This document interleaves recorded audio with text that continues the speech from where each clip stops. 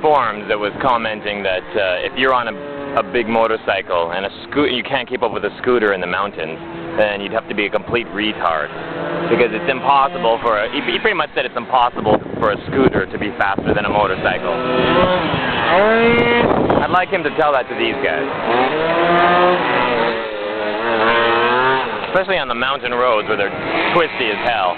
It was a really stupid statement for him to make, because he said that he pretty much just said it'd be impossible for a scooter to be faster than a motorcycle in the mountains.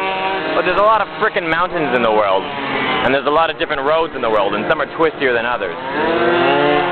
You can't tell me there aren't mountains in the world that have roads as twisty as this go-kart track.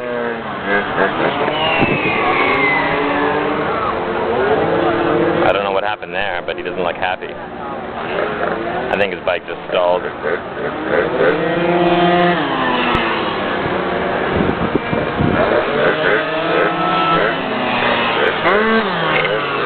know, if you put a large motorcycle on this racetrack, like a 600cc sports bike or anything bigger than that, these scooters would just be lapping you constantly.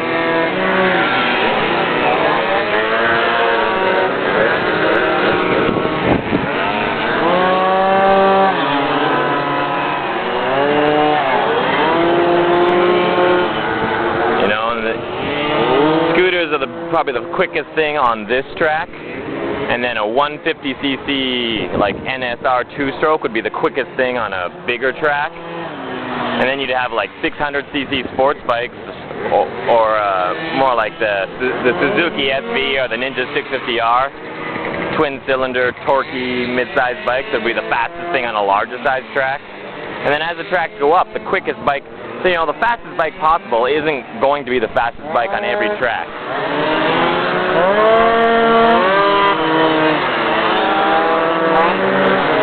There are plenty of racetracks where the smaller bike has the advantage. And this is an extreme example with scooters, but even with like a medium-sized racetrack, a 1000cc sports bike isn't going to have any advantages. It's going to have disadvantages. Because there are plenty of fairly large racetracks where the 600cc's are set the quickest lap times, and not the 1000cc's.